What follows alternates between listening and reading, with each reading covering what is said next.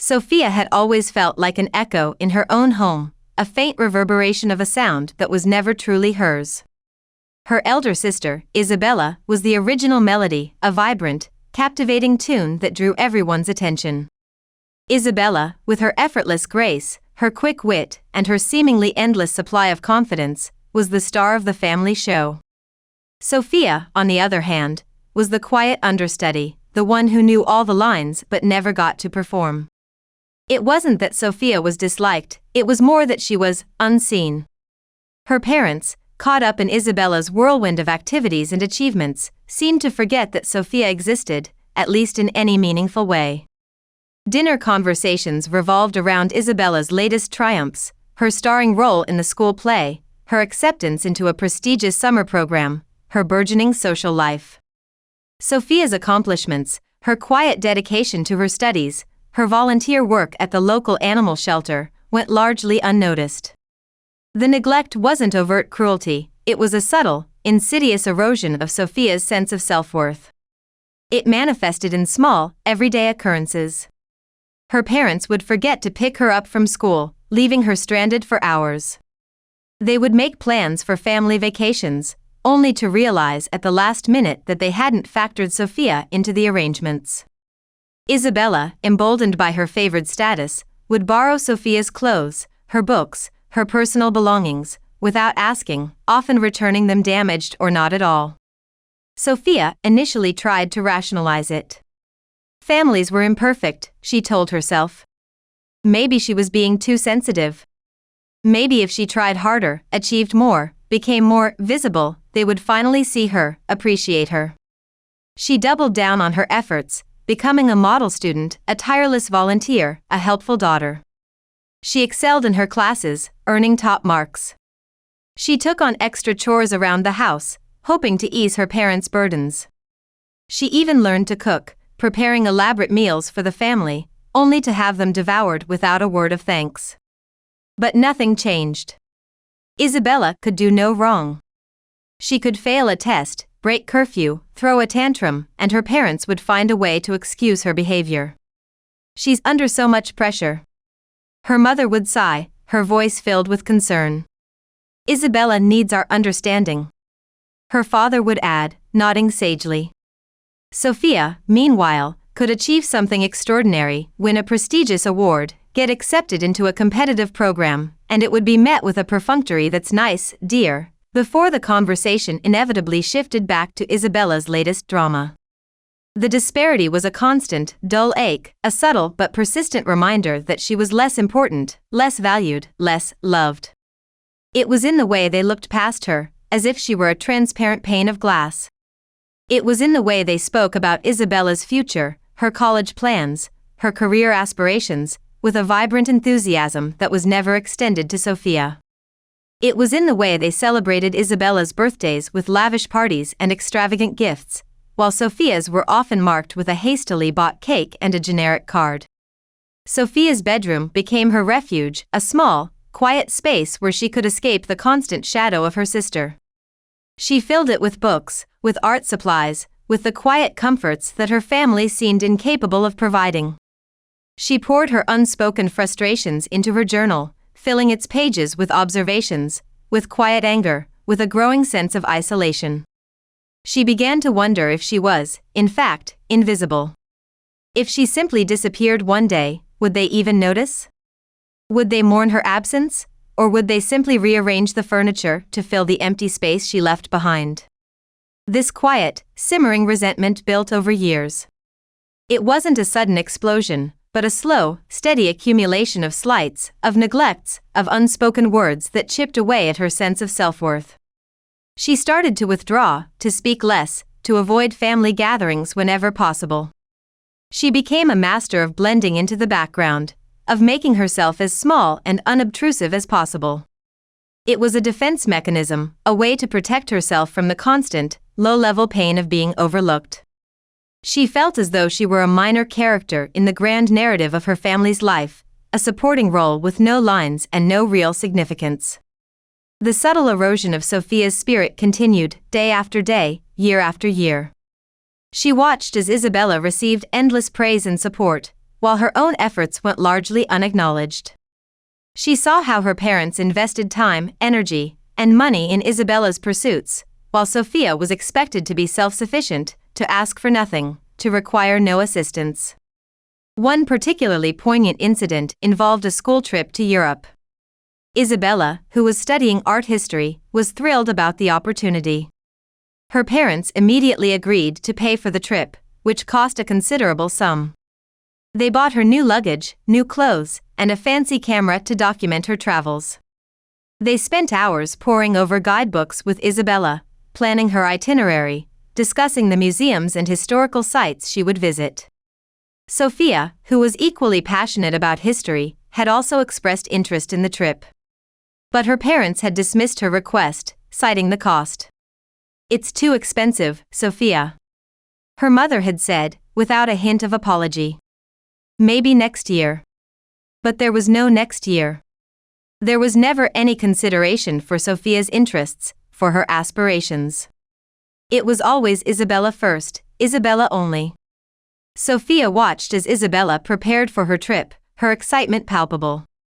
She listened as Isabella chattered about her plans, her expectations, her dreams. She saw the joy in her parents' eyes as they helped Isabella pack, their faces radiating pride and affection. Sophia felt a familiar knot of resentment tighten in her chest. It wasn't jealousy, not exactly. It was a deeper, more profound sense of injustice. It was the realization that her parents had a finite amount of love and attention to give, and that Isabella had claimed it all, leaving nothing for Sophia. She retreated to her room, her sanctuary, her escape. She sat on her bed, staring at the wall, her mind numb.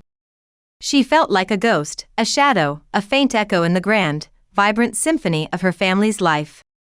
She started to make plans, quiet, secret plans. She knew she couldn't continue to live like this, to be perpetually overlooked, perpetually diminished. She needed to escape, to find a place where she could be seen, valued, appreciated. She needed to break free from the toxic dynamic that had defined her life for so long. But she was still financially dependent on her parents. She had no savings, no job prospects, no real means of supporting herself. The thought of leaving felt terrifying, overwhelming. But the thought of staying felt even worse. It felt like a slow, agonizing suffocation of her spirit. She started to research scholarships, grants, and other financial aid opportunities. She knew she needed to find a way to pay for college, to gain independence, to build a life for herself, far away from her family's suffocating influence. The catalyst for Sophia's eventual departure was, ironically, an act of perceived generosity from her parents. It was Sophia's 18th birthday, a milestone that she had been anticipating with a mix of excitement and trepidation. She hoped, against all odds, that her parents would finally acknowledge her, that they would finally make her feel seen, valued, loved. Her parents threw a small party, a perfunctory gathering of family, friends, and relatives. Isabella, of course, was the center of attention, regaling everyone with stories of her European adventures. Sophia sat quietly, observing the scene, feeling like an outsider at her own birthday party. After the guests had left, her parents presented Sophia with a gift. It was a small, inexpensive necklace, a token gesture compared to the lavish gifts Isabella routinely received. "Happy birthday, Sophia," her mother said, her voice lacking genuine warmth. "We hope you like it." Sophia forced a smile. "Thank you," she said, her voice barely a whisper. Then, her father cleared his throat. "We have another surprise for you, Sophia," he said, a hint of pride in his voice. "We've decided to pay for your driving lessons." Sophia's heart sank. Driving lessons. It was a practical gift, a useful skill, but it wasn't what she wanted. It wasn't what she needed. What she craved was recognition, appreciation, love. What she received was another reminder that she was an afterthought, a secondary consideration. Isabella, sensing Sophia's disappointment, chimed in. "That's great, Sophia," she said, her voice dripping with condescension. "Now you can drive me around." That was the final straw. Sophia felt a surge of anger, hot and sudden, a culmination of years of pent-up frustration. She looked at her parents, at Isabella, and she realized that they would never see her, never understand her, never appreciate her for who she was. "Thank you," Sophia said, her voice trembling slightly. "But I don't need driving lessons." Her parents looked at her, confused. "What do you mean?" her mother asked. "It's a practical gift. It will be useful for you." "I don't want a practical gift," Sophia said, her voice rising. I want to be seen. I want to be heard. I want to be valued." "But you don't see me, do you? You only see Isabella." Her parents exchanged a bewildered look. "Sophia, what are you talking about?" her father asked. "We love you." "No, you don't," Sophia said, her voice shaking with emotion. "You love Isabella. I'm just here. I'm the echo, the shadow, the afterthought. And I'm tired of it." She stood up, her chair scraping against the floor. She walked to her room, grabbed a small bag that she had secretly packed, and walked out of the house, without a backward glance. Sophia left with nothing but the clothes on her back, the small bag containing a few essentials, and a burning determination to forge her own path. She walked for miles, her mind racing, her heart pounding. She had no destination, no plan, just a desperate need to escape the suffocating atmosphere of her family home. As night fell, she found herself at a 24-hour diner, a brightly lit oasis in the darkness. She ordered a cup of coffee, her hands trembling slightly. She sat at a booth, staring out the window, watching the cars whiz by. She felt a strange mix of fear and exhilaration. She was terrified of the unknown, of the challenges that lay ahead. But she was also exhilarated by the sense of freedom, of liberation, of finally taking control of her own destiny. She pulled out her phone, her fingers hovering over the screen. She considered calling a friend, but she hesitated. She didn't want to burden anyone, to become a charity case. She wanted to do this on her own, to prove to herself that she was strong enough, resilient enough, to survive. She scrolled through her contacts, her eyes landing on the name of her former guidance counselor, Mr. Evans. Mr. Evans had always been supportive of Sophia, recognizing her potential, encouraging her aspirations. He had helped her apply for scholarships and grants, and he had written her a glowing letter of recommendation for college. Sophia took a deep breath and dialed the number.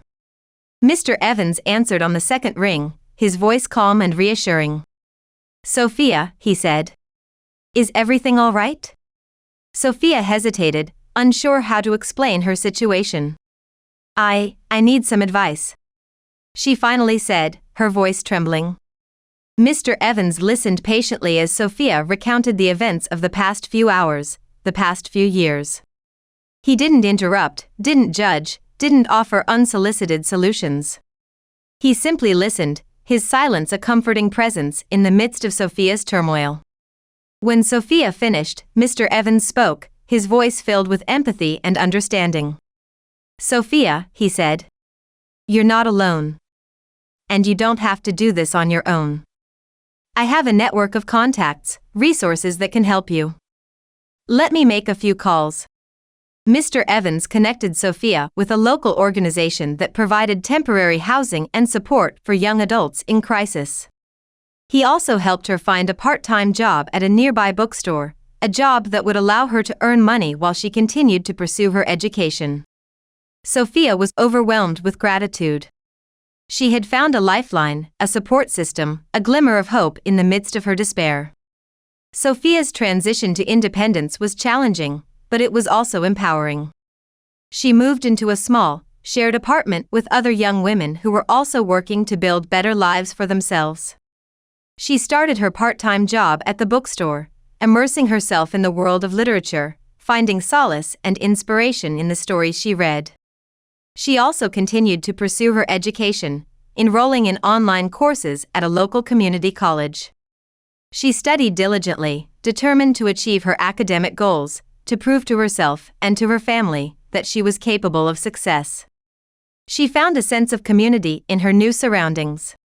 She made friends with her roommates, her coworkers, her fellow students. She discovered the joy of genuine connection, of being valued for who she was, not for who her family expected her to be.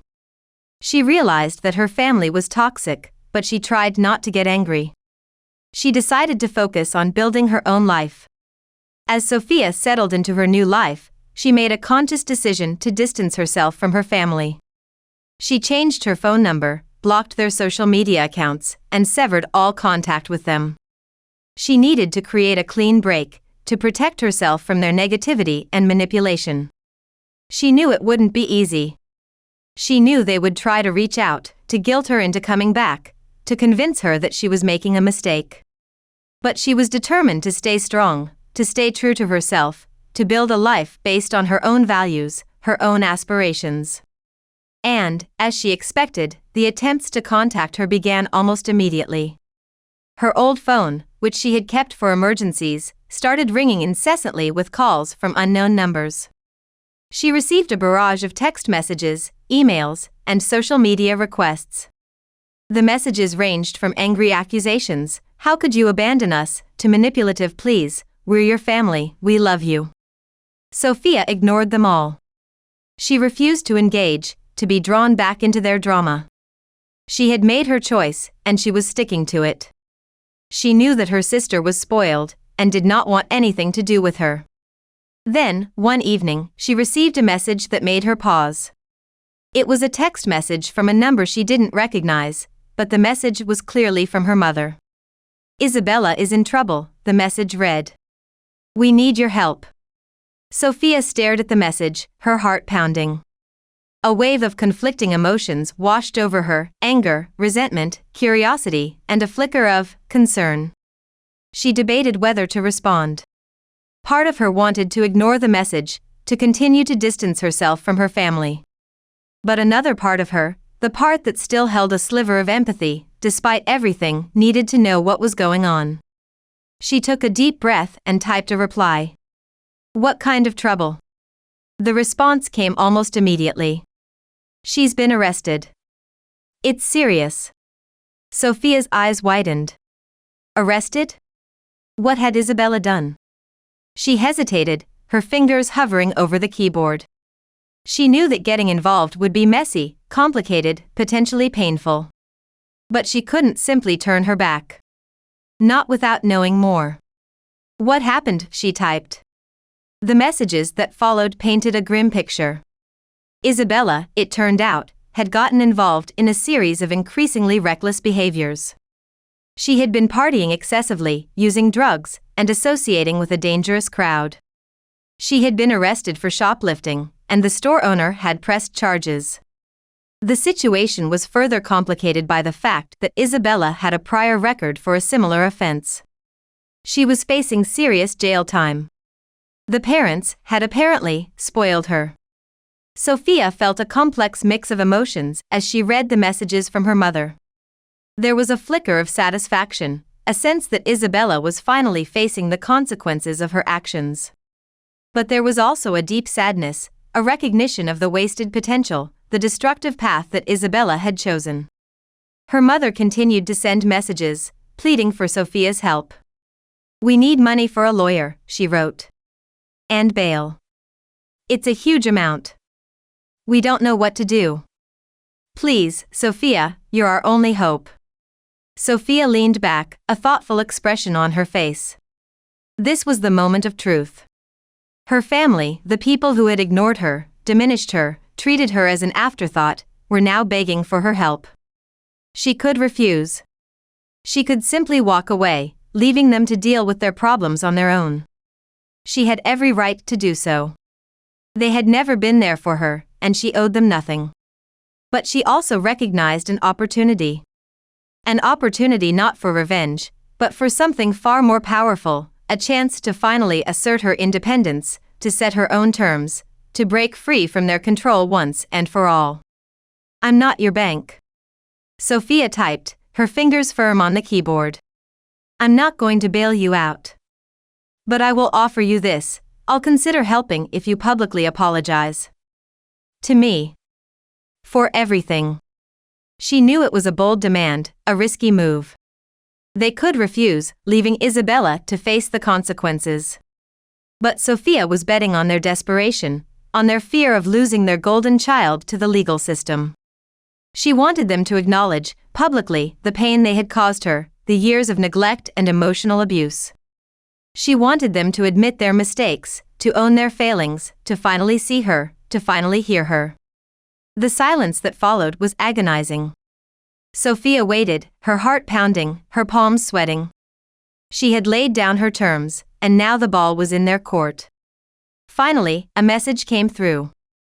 "We'll do it." Her mother wrote. "Anything. Just please help us." Sophia felt a surge of something. It wasn't exactly triumph. It was more like a quiet sense of satisfaction, a feeling that she had finally taken control of her own narrative. Sophia specified the terms of the apology. She wanted it to be posted on all of their social media accounts. She wanted it to be detailed, specific, and unambiguous. She wanted them to acknowledge the years of neglect, the favoritism towards Isabella, the emotional pain they had inflicted upon her. She wanted them to admit that they had failed her as parents. And, most importantly, she wanted them to do it without any expectation of financial assistance.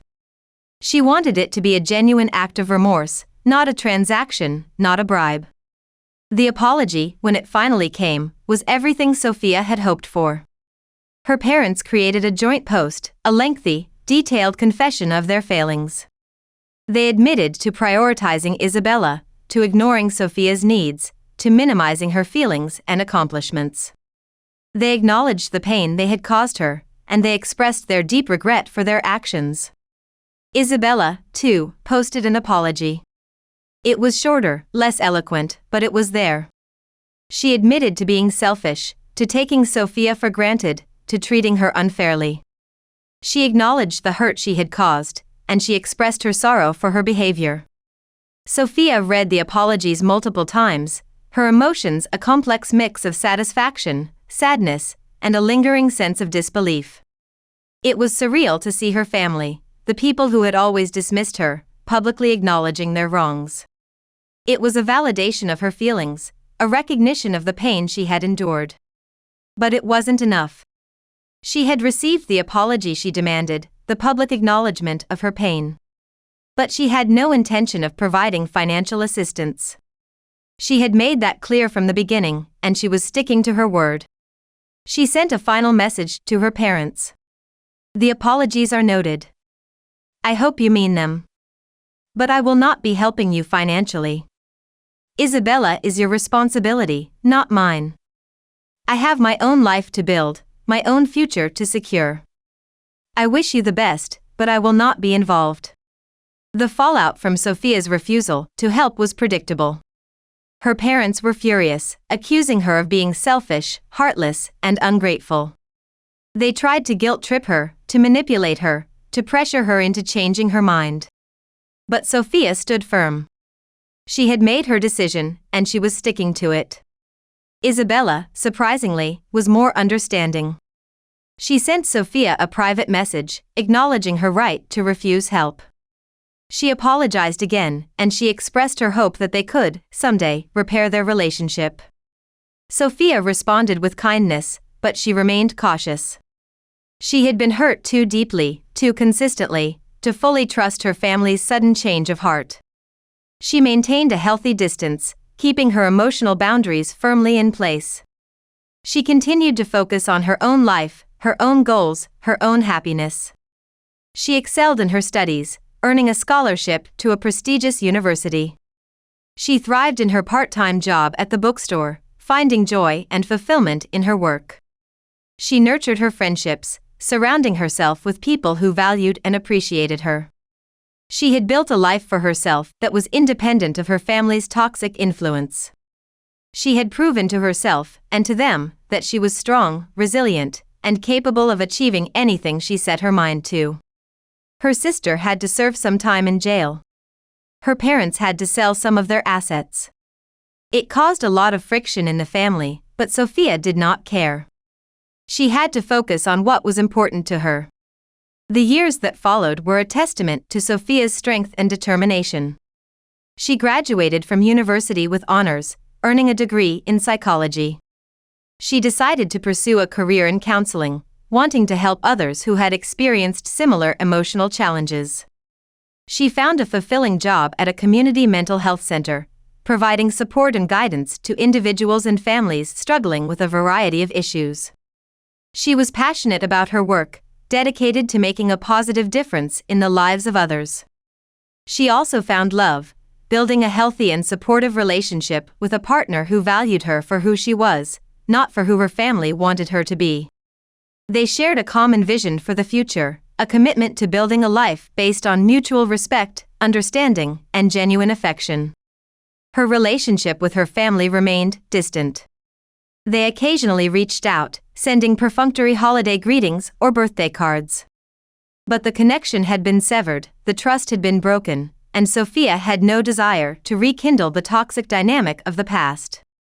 Her parents, humbled by Isabella's experiences and awed by Sophia's independent success, eventually stopped trying to manipulate or control her. They realized, belatedly, that they had lost the opportunity to have a meaningful relationship with their daughter. Isabella, after serving her time in jail, had made a genuine effort to turn her life around.